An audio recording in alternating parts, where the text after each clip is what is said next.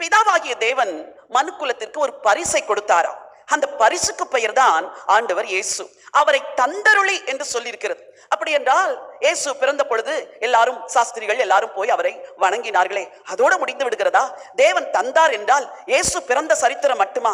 இல்லை, அவர் இந்த பூமியிலே வாழ்ந்த சரித்திரம், அவர் நமக்காக கல்வாரியிலே மரித்த சரித்திரம், மரணத்தை ருசி பார்த்து அடக்கம் பண்ணப்பட்டு 3ஆம் நாள் உயிரோடு எழுந்து இன்றைக்கும் உயிரோடு இருக்கிறாரே, இவைகள் எல்லாமே நமக்காக கொடுக்கப்பட்ட ஒரு பரிசு.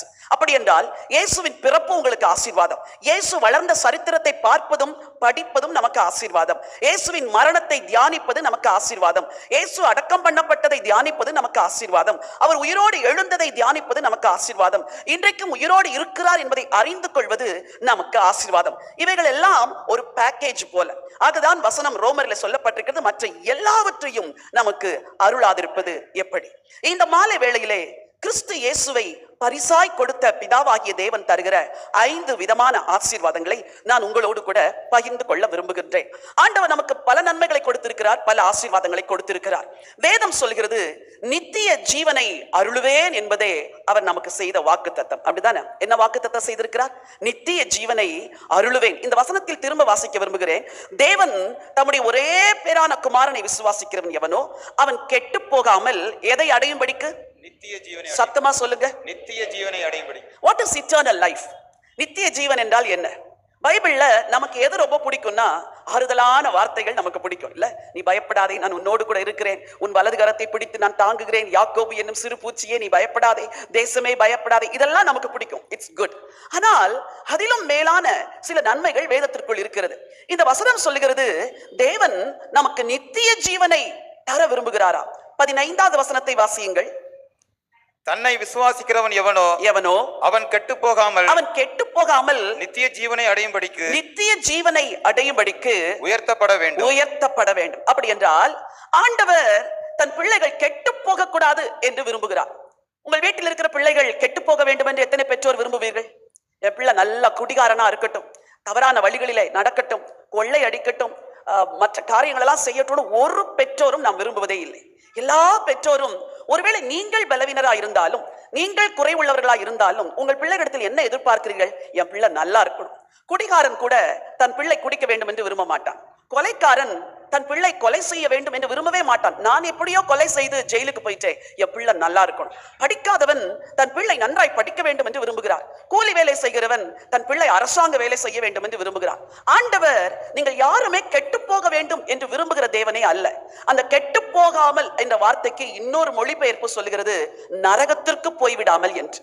அப்படி என்றால் நித்திய ஜீவன் என்பது அழிவில்லாத ஒரு வாழ்க்கை, பரலோகத்தில் ஆண்டவரோடு யுகா யுகமாய் வாழுகிற ஒரு வாழ்க்கை. அதற்கு பெயர் தான் நித்திய ஜீவன். என்ன பெயர் அதுக்கு? நித்திய ஜீவன். அந்த நித்திய ஜீவ வாழ்வு இந்த பூமியில் துவங்குகிறது, பரலோகத்தில் தொடர்கிறது. நித்திய ஜீவன் எங்கே துவங்குகிறது? பூமியில் துவங்குகிறது. எங்கே முடிவடைகிறது என்றல்ல, எங்கே தொடர்கிறது? எங்கே தொடர்கிறது? பரலோகத்தில் தொடர்கிறது. சரி, நாங்கள் அதிகமாய் பயணிப்பது வழக்கம். தமிழ்நாட்டிற்குள், இந்தியாவிற்குள், வெளி தேசங்களுக்குள் பயணிப்பது வழக்கம். நான் பொதுவாக என் கணவரும் நானுமாக தான் வெளி தேசங்களுக்கு போகும் பொழுது போவோம். ஒரு முறை நான் கனடா தேசத்திற்கு தனியே போக வேண்டியது இருந்தது. முதல் முறையாய் கனடா, அமெரிக்கா போய்விட்டு அதன் பிறகு கனடாவிற்கு போக வேண்டியதா இருந்தது. அந்த பயணம் எனக்கு சற்று அச்சத்தை கொடுத்தது. ஏனெனில் தனியே பயணிக்கிறோம். எனக்கு பயமே எங்க அப்படின்னா, ஒரு ஊர்ல ஃபிளைட்ல இறங்கிட்டு அடுத்த டிரான்சிட்ல ரைட் டைம்ல ஓடி போய் என்ன செய்யணும்? அடுத்த ஃபிளைட்டை பிடிக்கணும். இல்ல, சில இடங்கள்ல டிரான்சிட் டைம் வந்து நல்லா இருக்கும், சஃபிஷியண்டா இருக்கும். நம்ம அந்த கைட் பண்ற அந்த மார்க்கை பார்த்துட்டே நம்ம என்ன செஞ்சிடலாம், போயிடலாம். சில ஊர்களிலே ஏர்போர்ட்டுக்குள்ளேயே ட்ரெயின் இருக்கும். ஏர்போர்ட்டுக்குள்ளேயே ஒரு இடத்துல ஏறி இன்னொரு இடத்துல இறங்கணும், அப்புறம் இன்னொரு பஸ்ல ஏறி இன்னொரு இடத்துல இறங்கணும். இது எனக்கு அந்த முதல் முறை மிகுந்த அச்சமா இருந்தது.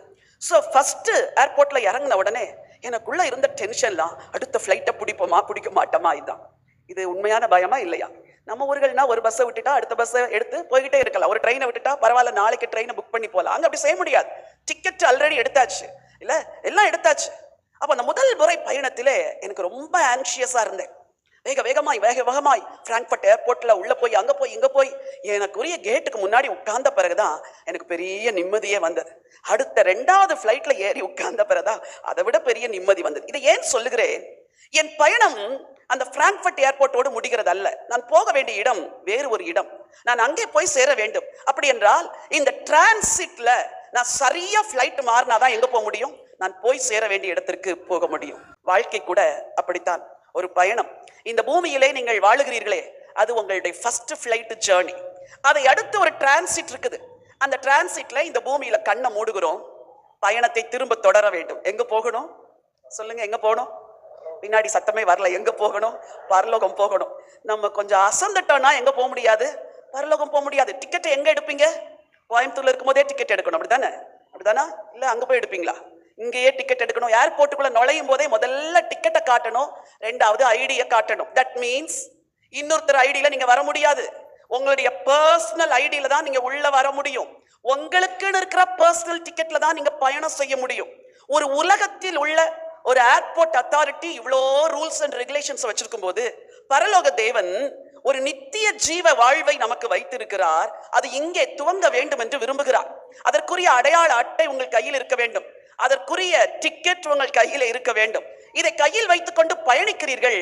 ஆனால் அந்த டிரான்சிட்ல சரியா அடுத்த பிளைட்டை பிடிக்கிறீங்களா? கண்களை பூமியில் மூடி மரணத்துக்குள்ளாக போகும் பொழுது நீங்கள் நித்திய ஜீவனுக்குள் பிரவேசிப்பீர்களா என்ற கேள்வியை இப்பவே யோசிக்கணும். ஏனெனில் மரணம் யாருக்கு வருகிறது, எப்பொழுது வருகிறது என்று நமக்கு தெரியாது. கடந்த வாரத்தில் ஒரு குடும்பத்தில் நடந்த மரணத்தை குறித்து கேள்விப்பட்டேன். இந்த குடும்பத்தார் ஆண்டவரை நேசிக்கிற பிள்ளைகள். அதில் உள்ள 2 வாலிப பிள்ளைகள் ஒரு ஊழியத்திற்கு போய்விட்டு தான் பைக்கில் வந்திருக்கிறார்கள். எதிரே ஒரு டேர்னிங்ல ஒரு லாரி வந்திருக்கிறது. இந்த 2 வாலிபர்களும் அந்த லாரியை கவனித்தார்களா கவனிக்கவில்லையா தெரியவில்லை. சரியா லாரிக்குள் பைக் போய்விட்டது. இதிலே ஓட்டி வந்த வாலிபன் அதே இடத்துல மறித்து விட்டான். அடுத்த வாலிபன் ஐசியூல இருந்தான். எனக்கு மிகுந்த துக்கமாயிருந்தது. அப்பொழுது அந்த சகோதரன் சொன்னார், இந்த பிள்ளைகளுடைய தகப்பன் சொன்னாரா, என் பிள்ளைகள் ரட்சிக்கப்பட்டிருக்கிறார்கள். என் பிள்ளைகள் இங்கே கண்ணை மூடும் போது பரலோகத்தில் தான் இருப்பார்கள். எனக்கு தெரியும், எனக்கு அந்த நிச்சயம் உண்டு. என் பிள்ளைகளுக்கு நித்திய ஜீவன் இருக்கிறது. ஆகவே மரணம் எனக்கு துக்கமா இருந்தாலும் நான் மற்றவர்களைப் போல புலம்பி அழமாட்டேன் என்று சொன்னாராம். எனக்கு இது ஆச்சரியமா இருந்தது. இந்த மாலை வேளையிலே உங்களை பார்த்து நான் கேட்கிறேன், உங்களுக்குள் நித்திய ஜீவன் இருக்கிறதா? இயேசு தருகிற நித்திய ஜீவனை நீங்கள் பெற்றிருக்கிறீர்களா? நாம் பல ஆண்டுகள் கிறிஸ்தவர்களா இருக்கிறோம். ஆலயத்திற்கு வருகிறோம், வசனத்தை கேட்கிறோம், பாடுகிறோம், ஆராதிக்கிறோம், எல்லாம் செய்கிறோம். But to you have eternal life? உங்களுக்குள்ள அந்த நித்திய ஜீவன் இருக்கிறதா? அதை என்றைக்கு இயேசுவினிடத்தில் கேட்டு வாங்கினீர்கள்? நித்திய ஜீவனை பெற்றுக்கொள்கிற நாள் என்பது மிக முக்கியமான ஒரு நாள். அது வாழ்க்கையிலே மறக்க முடியாத நாள். என்னுடைய வாழ்க்கையில் என்னுடைய 18வது வயதிலே நவம்பர் மாதம் 29ஆம் தேதி அந்த நித்திய ஜீவனை ஆண்டவரிடத்திலிருந்து நான் வாங்கிக் கொண்டேன்.